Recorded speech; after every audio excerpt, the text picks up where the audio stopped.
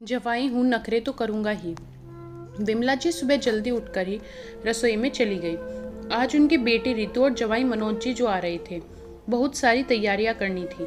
रितु की पसंद की सभी चीज़ें वो उसके आने से पहले बनाकर रखना चाह रही थी, ताकि वो आए और फिर उस समय भागदड़ ना हो। रात को ही अपने पति मोहन जी से कहकर सारा सामान मंगवा लिया था। जब भी रितु आने को कहती थी वो पूरा घर सिर पर उठा लेती थी, सबको ही काम पर लगा देती थी। अपने बेटे रोहन को और राघव को भी बाजार के जाने कितने चक्कर लगवा देती थी। घर की बड़ी बेटी रितु की शादी कुछ महीनों पहले मनोज से हुई थी। ससुराल थोड़ा दूर था पर लोग अच्छे हैं, लड़का अच्छा कमाता है। बस यही सोचकर उन्होंने रितु का विवाह तय कर दिया। दोनों छोटे भाई भी रितु से बहुत प्यार करते थे।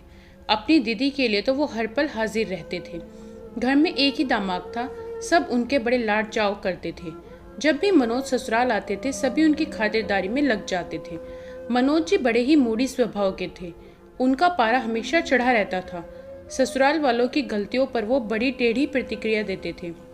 जब भी ट्रेन से आते थे, रोहन और राघव को स्टेशन जाने में 2 मिनट भी देरी हो जाती थी तो वो सुना देते थे। विमला जी के खाने में कमियां भी निकाल देते थे। जरा से मसाले ऊपर नीचे हो जाते थे तो खाना छोड़ देते थे। मनोज जी के इसी व्यवहार के चलते विमला जी घबरा जाती थी। जब भी उन्हें समाचार मिलता था कि मनोज जी और रितु आ रहे हैं तो वो पहले से ही बहुत तैयारियां करती थी और जवाई के आने पर सहम जाती थी। रोहन और राघव उन्हें लेने को स्टेशन जा चुके थे। आधे घंटे बाद बेटी जवाई घर आ चुके थे। विमला जी सहित पूरा परिवार उनकी खातिरदारी में लग गया था। तभी मनोज जी बोलते हैं, मम्मी जी आपने जिस कप में चाय बनाकर दी है वो बाहर से बहुत गंदा हो रहा है। आपके घर में नए कप नहीं है क्या? चाय में मसाला भी कम है और ये पकोड़े भी ठंडे हो गए हैं, जरा दूसरे बनाकर ले आइए। रितु भी चुप थी और विमला जी भी झेप गई। मम्मी आप बैठिए, मैं बनाकर लाती हूँ। रितु रसोई में गई और मनोज की पसंद की चाय बनाकर लाई। ये आज की ही बात नहीं थी। मनोज जब भी ससुराल आता था तो कोई ना कोई कमी निकाल ही देता था। इकलौते जवाई के नखरे सभी को झेलने होते थे। कुछ कह भी नहीं सकते थे क्योंकि रितु ही उन्हें बताती थी कि मनोज का गुस्सा बड़ा तेज है। इन्हें हर काम परफेक्ट चाहिए। घर पर चादर बिछाने से लेकर रसोई में क्या काम हो रहा है ये अपनी पैनी नज़र से देखते रहते हैं और ज़रा सी गलती होने पर चिल्लाने लगते हैं। उनके इस गुस्सेल स्वभाव का खामियाजा मुझे भी भुगतना पड़ता है। कई बार तो झगड़ा इतना बढ़ जाता है कि तलाक की नौबत तक आ जाती है। पर मम्मी ये आपके दिए हुए संस्कार है जो मैं इनके साथ में निभा रही हूँ। विमला जी की आंखें भर आई। उन्होंने रितु को गले लगाकर दिलासा दी। वो और कर भी क्या सकती थी। बड़ी मुश्किल से बेटी की शादी हुई थी। एक एक पाई छोड़कर उन्होंने रितु की शादी की थी। अभी रोहन और राघव की उच्च शिक्षा में भी बहुत खर्च हुआ था। मोहन जी नौकरी पेशा आदमी थे। महीने की पगार के अलावा और कुछ कमाई का जरिया भी नहीं था। शादी में मनोज के परिवार वालों ने कोई दहेज की मांग नहीं की, पर वो कभी त्योहार के नाम पर तो कभी रीति रिवाजों के नाम पर खर्चा करवा के अप्रत्यक्ष रूप से दहेज लेते रहे और अपना घर भरते रहे। मोहन जी ने इधर उधर से कर्ज लेकर सभी जिम्मेदारियों को निभाया था। रोहन की पढ़ाई पूरी हो गई थी और एक बहुत ही अच्छी कंपनी में नौकरी भी लग गई थी। अब अच्छे रिश्ते भी आना शुरू हो गए थे। रश्मि और रोहन का रिश्ता तय हो गया था। रश्मि सुगढ़ता से घर चलाने में माहिर थी। उसके आते ही विमला जी को बड़ी राहत मिली। उसकी शादी के कुछ दिनों बाद रितु और मनोज रहने को आए तो सारा परिवार उनकी खातिरदारी में लग गया। रश्मि को भी बता दिया गया कि मनोज जी आए तो कैसे व्यवहार करना है, किस तरह से खातिरदारी करनी है। रश्मि सुबह 5 बजे उठकर खाने पीने की तैयारी में लग जाती थी। नाश्ते में 4-5 वैरायटी बनानी होती थी। मनोज उनमें से थोड़ा खाते थे और बाकी का छोड़ देते थे। इस तरह से रोज खाना जूठा होता जा रहा था और खाने की बर्बादी हो रही थी। दोपहर के मेन्यू में 3 तरह की सब्जियां, दाल, रायता, सलाद और मिठाई बनानी होती थी।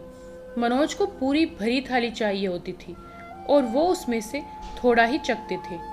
1-2 दिन तो रश्मि ने देखा, फिर अपनी सास से कह दिया, मम्मी जी रोज इतनी तरह का खाना और नाश्ता बनता है, ये कुछ ज़्यादा नहीं हो जाता है? फिर मनोज जी तो घर के ही हैं, अच्छा खाना खिलाना हमारी जिम्मेदारी है, पर इतने तरह का खाना कुछ ज़्यादा ही हो जाता है। विमला जी को भी बहू की बात सही लगती है, पर फिर वो कहती है, रश्मि बात तो तुम्हारी ठीक है, पर एक ही जवाई है तो बुरा मान जाएंगे तो रितु को ही सुनाएंगे। अब साल में 1-2 बार आते हैं तो खातिरदारी कर देनी चाहिए, उन्होंने समझाया। हाँ मम्मी जी, मैं खातिरदारी को मना नहीं कर रही हूँ, पर मनोज जीजाजी के आने पर आप सब हिल जाते हो। वो जवाई की हैसियत से आते हैं, बेटे बनकर नहीं आते हैं। वो आते हैं तो सबके चेहरे पर तनाव की लकीरें उभर आती हैं। वो ये सब बातें कह ही रही थी कि रोहन आ गया। रश्मि, तुम भी कमाल करती हो। जवाई नखरे नहीं करेगा तो कौन करेगा? उनका तो हक बनता है। एक ही जीजाजी है मेरे, इतने नखरे तो हम उठा ही सकते हैं। तभी रितु और मनोज बाजार से आ जाते हैं। विमला जी पानी लेकर आती है तो वो टोक देते हैं। मम्मी जी, पानी गिलास के बाहर भी टपक रहा है, मेरे तो हाथ गीले हो गए हैं। ये सुनकर रश्मि हैरान रह जाती है। माना जवाई है, पर मम्मी जी तो उनसे बड़ी हैं, इसलिए मनोज जी को उनका तो सम्मान करना ही चाहिए। बड़ी बुजुर्ग है, गिलास गीला रह गया तो क्या हो गया? रश्मि दूसरे गिलास में पानी ले आती है, तभी मनोज उसे भी टोक देता है। भाभी, आपने ये बिना प्रेस की साड़ी क्यों पहन रखी है? घर में हो तो क्या हुआ, अच्छे से रहना चाहिए। रश्मि चुप रही, क्योंकि वो कोई बखेड़ा खड़ा नहीं करना चाहती थी। रोहन और राघव बाहर घुमाने का कार्यक्रम बनाते हैं। सभी लोग साथ में जाते हैं। रश्मि भी तैयार होकर आती है तो मनोज फिर टोक देता है। भाभी, शाम के वक्त तो गुलाबी शिफॉन की साड़ी पहननी चाहिए। फिर आपकी तो अभी शादी हुई है, आप भी ना कैसे रहते हो? लगता ही नहीं है कि अभी शादी हुई है। रश्मि अपने नंदोई के टोका टोकी से परेशान हो चुकी थी, पर रोहन की सख्त हिदायत थी कि जीजी और जीजाजी थोड़े दिनों में रहकर चले जाएंगे, इसलिए जैसा चल रहा है वैसे चलने देते हैं। रात को सब घर आ चुके थे और अब रश्मि बहुत परेशान हो गई थी। रोहन, ये जीजाजी कब वापस जाएंगे? इनके आते ही तो लगता है घर में हिटलर आ गया हो। सब इनसे कितना डरते हैं, पता नहीं कैसे दीदी इन्हें इतना झेलती है। मैं तो 2 दिन में ही परेशान हो गई हूँ। एक ही जवाई है तो इसका ये मतलब नहीं है वो अपनी माँ समान सास का अपमान करे और मुझे कुछ भी कह दे। सबक आत्मसम्मान होता है। अगली सुबह रश्मि उठती है और सीधे सास से कहती है, मम्मी जी, जीजाजी कब वापस जाएंगे? ससुराल में इतने लंबे समय तक रहना ठीक नहीं है, हमारी खुद की भी तो कोई जिंदगी है।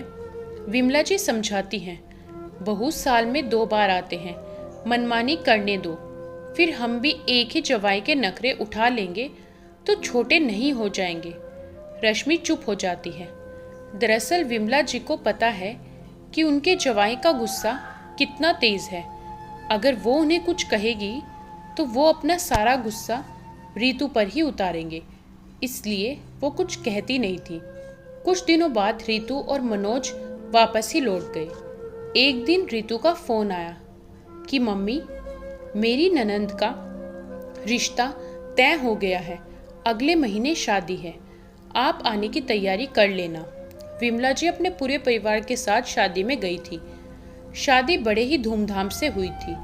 शादी में मनोज ने सुना दिया था कि हमने तो अपनी लाडली बहन की शादी धूमधाम से की है, भला रोज रोज बेटियों की शादी थोड़ी होती है। विमला जी समझ गई थी कि जवाई जी उन्हें ताना दे रहे हैं, क्योंकि रितु भी उनकी इकलौती बेटी थी, पर पैसों की कमी के चलते वो अच्छे से शादी नहीं कर पाए थे। उन्होंने कड़वा घूंट पी लिया और घर पर आ गए। कुछ महीनों बाद छोटे बेटे राघव की शादी तय हो गई। रचना और राघव एक साथ एक ही ऑफिस में काम करते थे। उनके बीच दोस्ती बढ़ गई थी और दोनों की शादी की रस्में हो रही थी, पर सबने देखा इस बार उनके इकलौते जवाई बड़ी ही शालीनता से पेश आ रहे हैं। किसी को भी खाने के लिए परेशान नहीं कर रहे हैं, सबसे हंसकर बात कर रहे हैं। शादी के दूसरे दिन वो बोले, मम्मी जी गरम नाश्ता मत बनवाइए, जो भी वो ही खा लेंगे। शादी की तैयारियों में भाभी और आप बहुत ही थक गए होंगे। पहली बार मनोज के मुंह से इतनी अच्छी बातें सुनकर सबको आश्चर्य हुआ। रश्मि को बहुत आश्चर्य हो रहा था। आखिर कुछ ही महीनों में जीजाजी का स्वभाव कैसे बदल गया है। वो रितु के पास गई और उससे पूछा तो वो बोली, भाभी जब चोट खुद के दिल पर लगती है, दर्द का एहसास तभी होता है। मनोज के व्यवहार से मैं बहुत परेशान थी। ये इतना टोका टोकी करते थे, मम्मी और आपका भी अपमान कर देते थे। मैंने इन्हें कई बार समझाया तो यही बोलते थे कि घर का जवाई हूँ, नखरे तो करूँगा। ये कभी नहीं सुधरे। अभी कुछ महीनों पहले मेरी ननंद की शादी हुई तो इन्हें समझ में आया कि जवाई क्या होते हैं। वैसे तो आजकल सब पढ़े लिखे होते हैं, जवाई का मान सम्मान करना चाहिए, पर ये नहीं कि घर का जवाई आए तो सबको परेशान ही कर दे। जिस तरह बहू बेटी समान होती है, उसी तरह जवाई भी बेटा समान ही होता है। दोनों ही घर के लिए अनजान होते हैं, पर फर्क कितना होता है। बहू घर परिवार में रच बस जाती है, जैसे कि आप हो, मैं हूँ, पर जवाई बनते ही लड़कों के नखरे शुरू हो जाते हैं। वो ससुराल वालों को नचाते हैं। सबका एक ही उद्देश्य होता है कि किसी भी तरह से बस जवाई नाराज नहीं होना चाहिए। दूसरों की बेटी को तो बहू के रूप में इतना परेशान किया जाता है, उसे ससुराल वाले ताना देते हैं, पर जवाई को सिर आंखों पर बिठाकर रखते हैं। जवाई जी सदा खुश रहने चाहिए।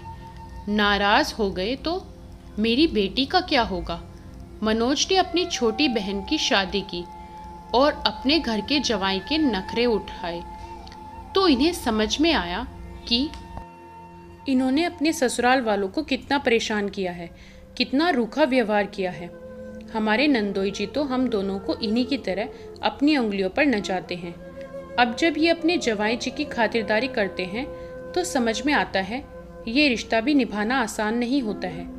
जिस तरह लोग प्रार्थना करते हैं कि एक अच्छी और सुघड़ बहू मिले ताकि घर परिवार में शांति रहे, उसी तरह एक अच्छा जवाई मिलना भी किस्मत की बात है। जिस तरह बहू घर की तकलीफ़ों और दुख में काम आती है, हमेशा घर वालों को खुश रखने की कोशिश करती है, उसी तरह जवाई को भी सोचना चाहिए कि उसकी बातों से ससुराल वालों को दुख नहीं पहुँचे। जब जवाई ससुराल आए तो सबके चेहरे खिल जाएं, ना कि सबके चेहरे पर तनाव नजर आए। तभी मनोज दोनों के पास आ जाता है। रश्मि भाभी, मुझे माफ़ कर दीजिए, मैंने आपको भी बहुत टोका है, मेरी वजह से आपका बहुत दिल दुखा है। तभी उधर विमला जी और मोहन जी आ जाते हैं। मम्मी जी, पापा जी, मुझे माफ़ कर दीजिए, मैंने आप लोगों के साथ बहुत बुरा व्यवहार किया है। जवाई हूँ तो क्या हुआ, उम्र में तो आप दोनों से बहुत छोटा हूँ। मैंने अपना जवाईपन नादानी में दिखाया, पर मेरे घर पर खुद एक जवाई आया तो पता लगा कि जिस तरह बहू से उम्मीदें लगाते हैं, वैसे ही लोग अपने जवाई से भी उम्मीद लगाते हैं कि वो उनकी बेटी को खुश रखे और अपने सास ससुर को अपने मम्मी पापा ही समझे। मनोज की बातें सबको हैरान करने वाली थी, पर आज मनोज को देखा तो उसमें सबको एक बेटा नज़र आ रहा था। दोस्तों, कुछ घरों में जवाई आकर सबको परेशान कर देते हैं। जवाई ससुराल में क्या आते हैं, सबको तनाव हो जाता है। घर के माहौल में औपचारिकता सी रहती है, एक खौफ सा बन जाता है कि कहीं जवाई नाराज ना हो जाए। जिस तरह बहू बेटी बनकर रहती है, उसी तरह जवाई को भी बेटा बनकर रहना चाहिए। दोस्तों, आपको ये कहानी कैसी लगी कमेंट करके बताएं। वीडियो को लाइक करें, शेयर ज़रूर करें और चैनल को सब्सक्राइब करना बिल्कुल ना